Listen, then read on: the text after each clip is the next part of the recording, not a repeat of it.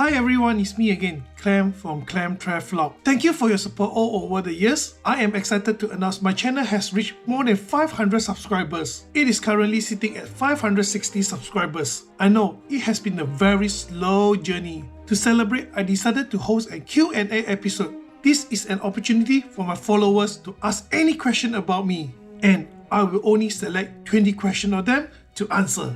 Without further ado, let's start now. So the first question from Jordan T. Cool, what was your first bicycle, Clem?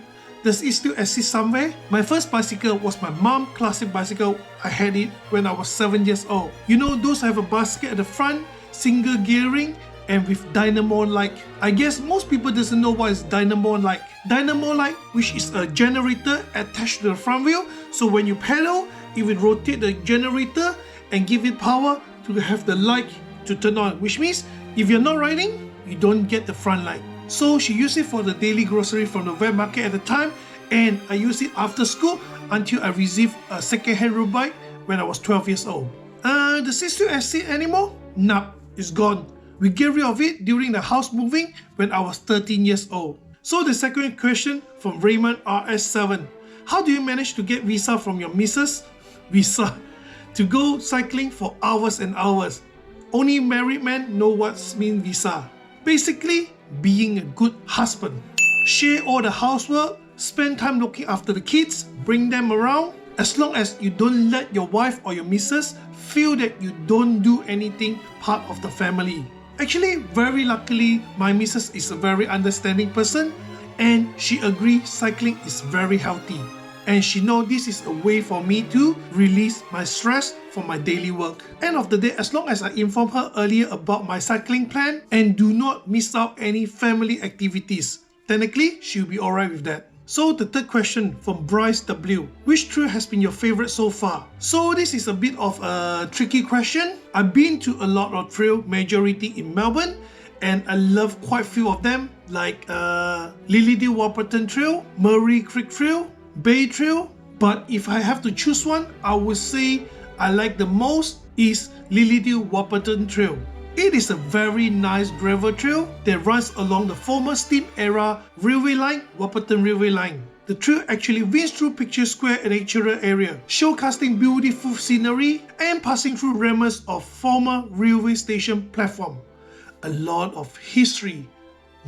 One of my favorite. So the fourth question from Caesar A. Hi Clem, how long have you been cycling? So I started riding when I was 5 years old. At that time I don't own a bike. I used my neighbor kid's bike, sharing with him, riding around my house. And then like what I mentioned earlier, I started to use my mom's bike when I was 7 years old.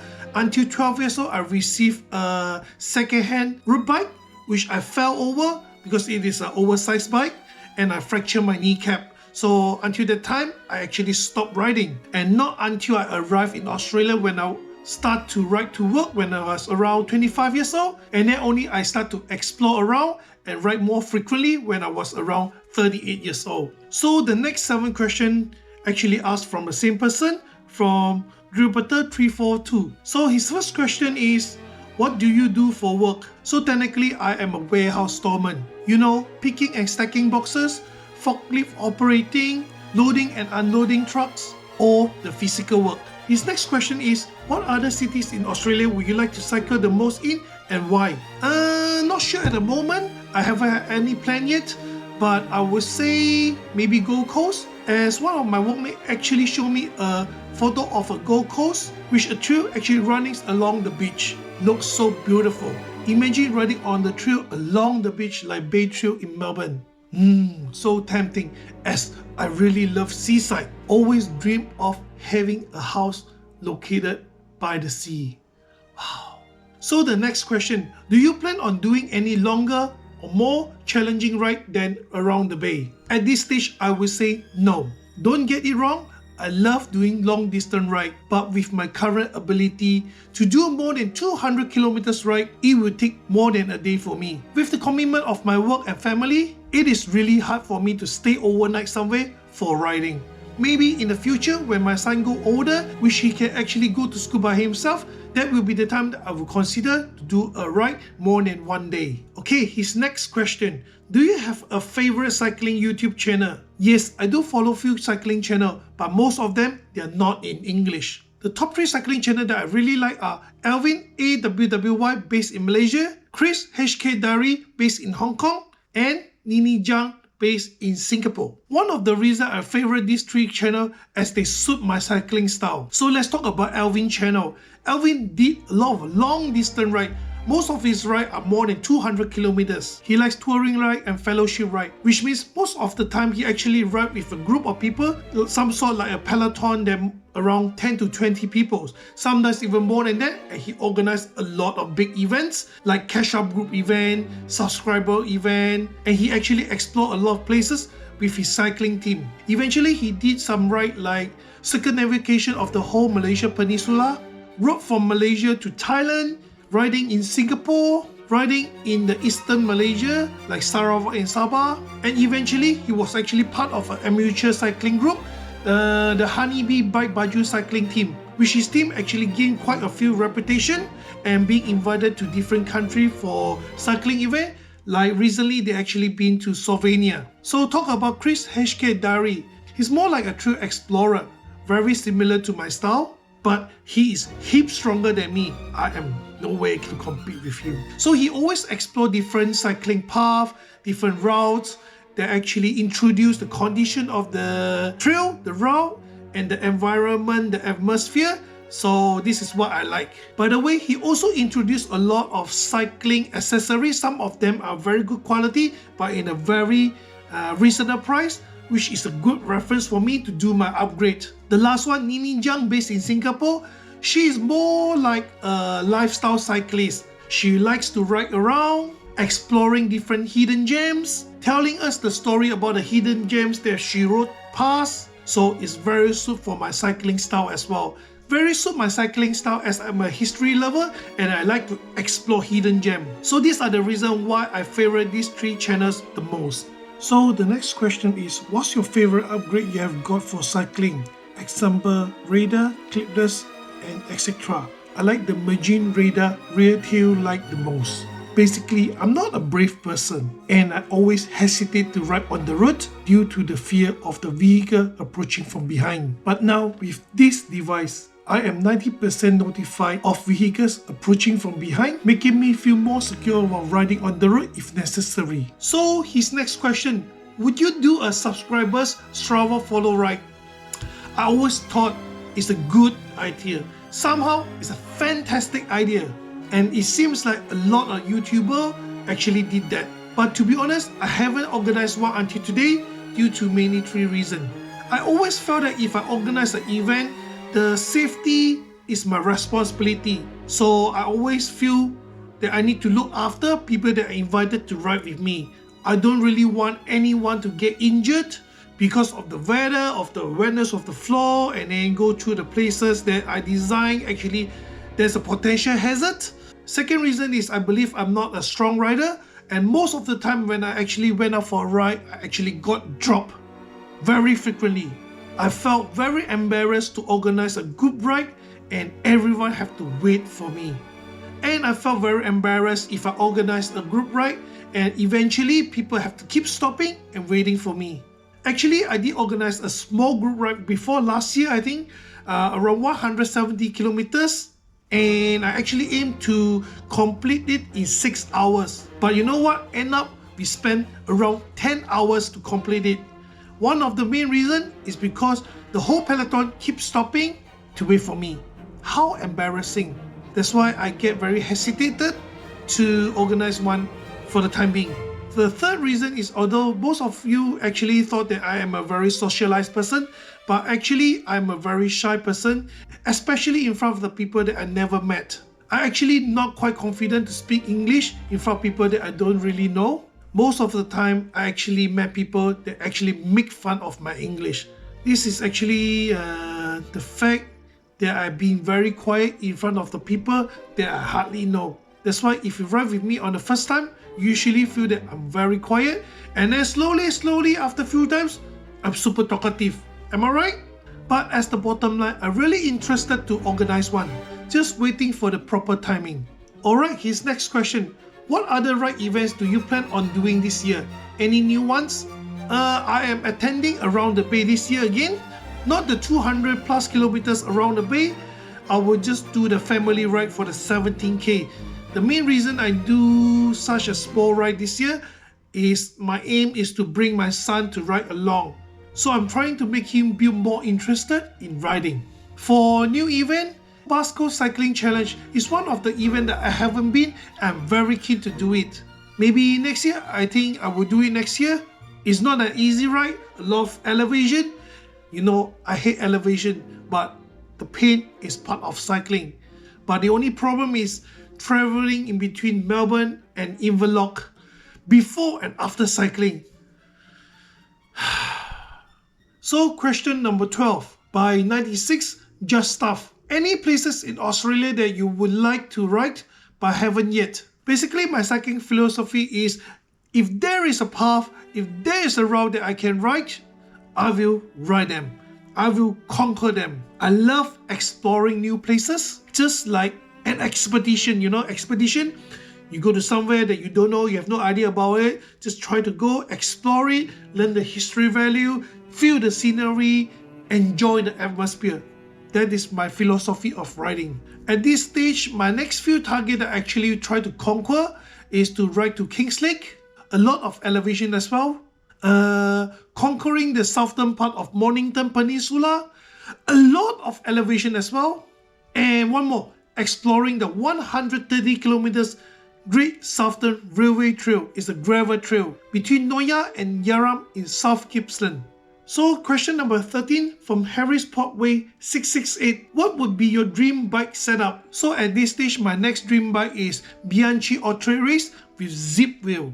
I love the celeste color of Bianchi bike and with the big zip wording on the wheel rolling. Whew, so cool. And imagine aero carbon frame and then upgrade the group set into Shimano Dura Ace. Maybe the electronic group set, 12 speed. Wow, fast and climb. That's my dream bike. So the next 5 question is from Bobo 5896. Bobo, his first question, you seem to travel a lot. Where are you going next? Plus, where else do you want to go and why? Good question. So yes, I love traveling, one of my hobbies. Love to experience the different culture and learn the historical value of different places. So from my bucket list, just let me list out my top 5 priorities I most likely will go for traveling in the next 5 years. So one of them is South Korea, mainly Seoul and Busan. The main reason is I really love Korean culture. I love Korean food. I listen to K-pop. I watch K-drama. So my daily life sort of like influenced by a lot of Korean culture. And I really love to go there, have a real personal experience of the culture there, the scenery there, that which I always feel it from Korean drama. So the next one would be like the city of Tokyo, Kyoto and Osaka of Japan. These are the 3 cities mainly I will visit on one of my next trip. The reason is very simple, because visiting Japan is always one of my childhood dreams. I am very interested with the heritage and historical landmark in Japan, especially with the ancient architecture and artifacts like the temple and shire, the palace. These are the few things I really look into it. Of course, I love Japanese food too. Another one is the city of Kaohsiung in Taiwan. I know I just been Taiwan last year. I went Taipei and I really love the culture there. Love the friendliness of the people there. Love the environment there and love the food there. As a conclusion, I am amazed with the travel experience when I went Taipei last year. I really like to go back to Taiwan, but usually I don't go back to the same city in a short period. So another place that I really keen to go is England, especially London and Liverpool. So like I mentioned a few times, I'm a history lover. I briefly learned a bit of history of England and I keen to learn more. I actually virtually visited London few years ago while playing Assassin's Creed Syndicate. So in the game, I actually learned a lot of the historical events happening in the game and visited the heritage building there, and I'm really amazed with them. Thus, one of my best school friends actually based there now, and she keep inviting me to give her a visit, and she will bring me around London.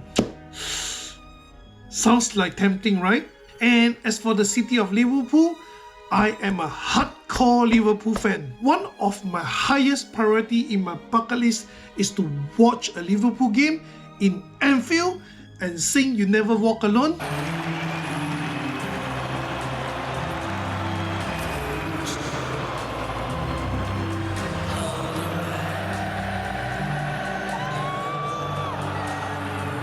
Just like what I experienced a few years ago in Melbourne when Liverpool came south and played a friendly game with Melbourne Victory. The whole stadium actually sings You Never Walk Alone before the game starts. That atmosphere, unforgettable. I believe I will cry if I do it again in Anfield. When you walk through the storm. Anyway, the next city that I might consider as one of my top 5 priority is Chongqing of China. I really got amazed with the city layout built on the riverbank and the mountain plateaus, which made the city multi-layers. If you don't understand what I'm talking about, technically it means that in a building you might actually climb to the top floor, but eventually it's actually attached to the ground floor of another building. Imagine the metro actually have to go through the buildings. You might actually find gas station on top of a building, just like a maze city. How amazing! Whew.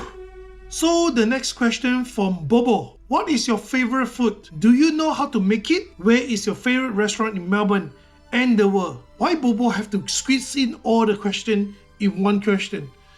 Alright, let's do it. As a food lover, I really hard to tell you which cuisine I really like, as I like most of the cuisine that I tried. They have their own personality, they have all characteristic. Hard to tell which one is better, which one I like the most. So generally, I like most of them. So maybe just let me mention one of the food that I really like.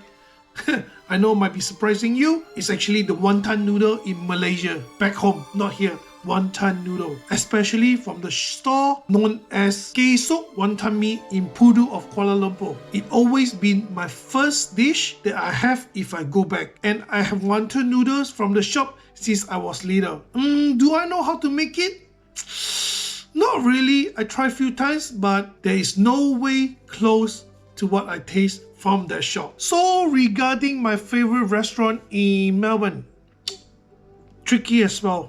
Plenty of them. Let me just list out a few of them, such like Ling Lam, a Chinese cuisine owned by Vietnamese in Lonsdale Street. Stir Dining Room is a steakhouse, very high-end steakhouse located in South Yarra. Lobster Cave in Bermudas is a place that specializes of making lobster. Minamishima on Bridge Road of Richmond is a Japanese restaurant which they do omakase, which means that the chef cook whatever, you eat whatever they cook. It's a very good restaurant as well. It's a long queue of booking list. You might have to wait for a few months to get your turn to go in. What else? Chin Chin in Flinders Lane, one of my favorite Asian fusion restaurant in the city, and of course a lot more than what I can actually mention all of them. And for the actually hard to tell as well. Let me just list out 2 places that I've been and I'm quite impressed with them. I actually like Ante restaurant in Malaysia, in Wan Utama of Kuala Lumpur. It's actually a restaurant that specializes in making pork steak. To be honest, quite impressed. Very flavorful, very good quality of pork. You should try if you have a chance to go to Wan Utama, a shopping mall in Kuala Lumpur. Another one that actually came into my mind will be Chong Meng Sian in Taiwan. I tried it in Taipei. It's actually a restaurant that make one of the best rice vermicelli that I ever had in my life. You might not know, I'm actually not a big fan of rice vermicelli, but Chong Meng Sian is an exception for me. The well-flavored creamy soup along with the soft and fine rice vermicelli with a bit of oyster, pork intestine inside. Wow. Really good, So another question from Bobo. Where in Malaysia are you from?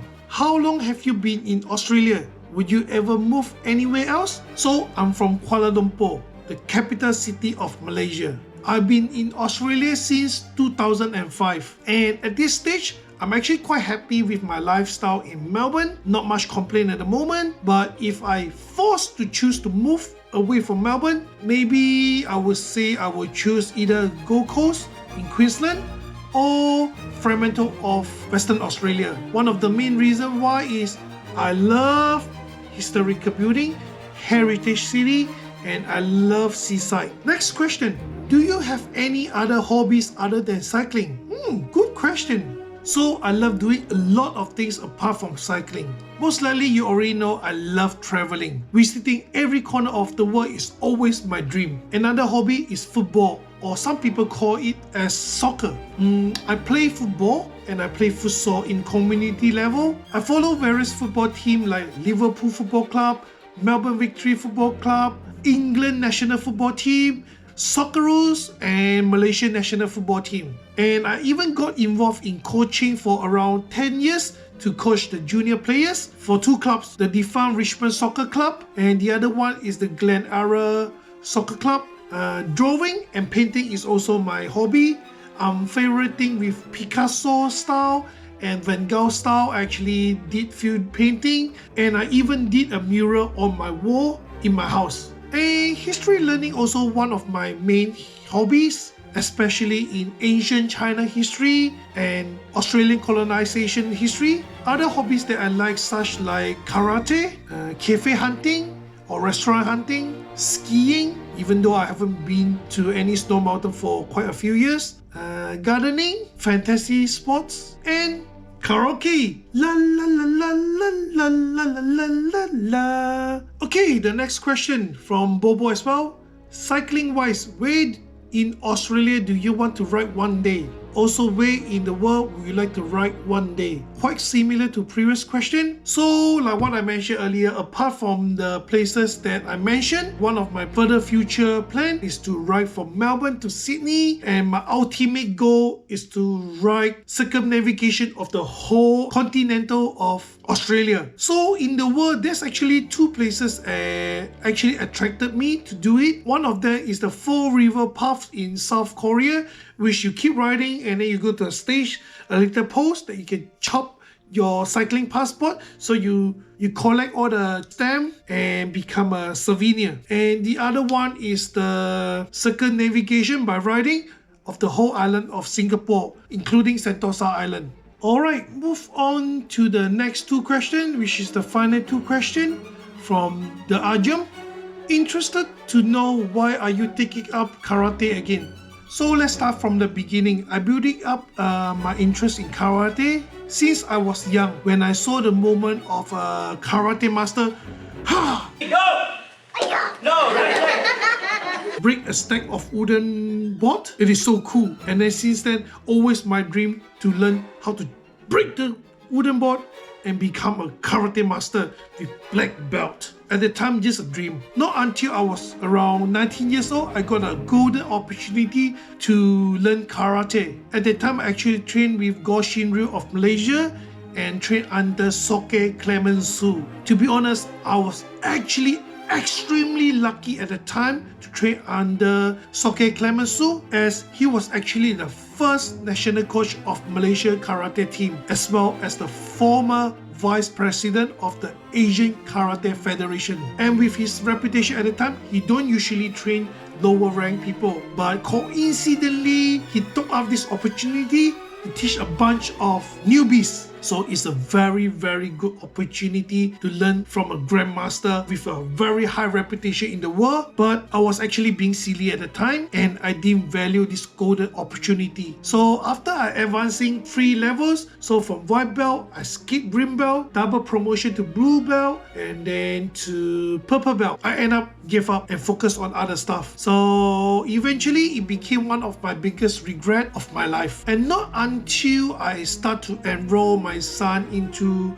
karate last year with Gokang Ryu, and by watching him training actually rekindled my passion. So my hand to start to feel unsettled and always recalling all the great moment trained 20 years ago, I decided to take up the opportunity again, take up karate again, restarting from the beginning. Anyway, I just got my double promotion again from white belt, supposed to be into yellow belt next. Every style of karate have different color belt or grading. I just did a double promotion, skipping yellow and get into orange belt. The final question, which also from the Ajam, which route would you recommend for a casual rider?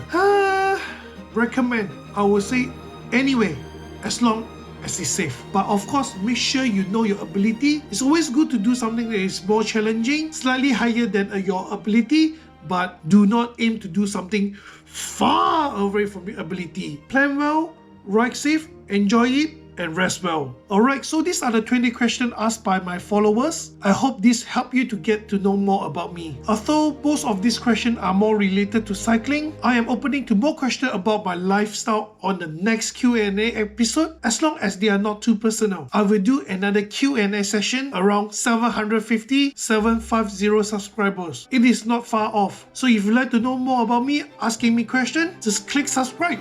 Push my channel to 750. Then I will start to do my next Q&A episode. Anyway, thank you for watching. See you next time. Goodbye.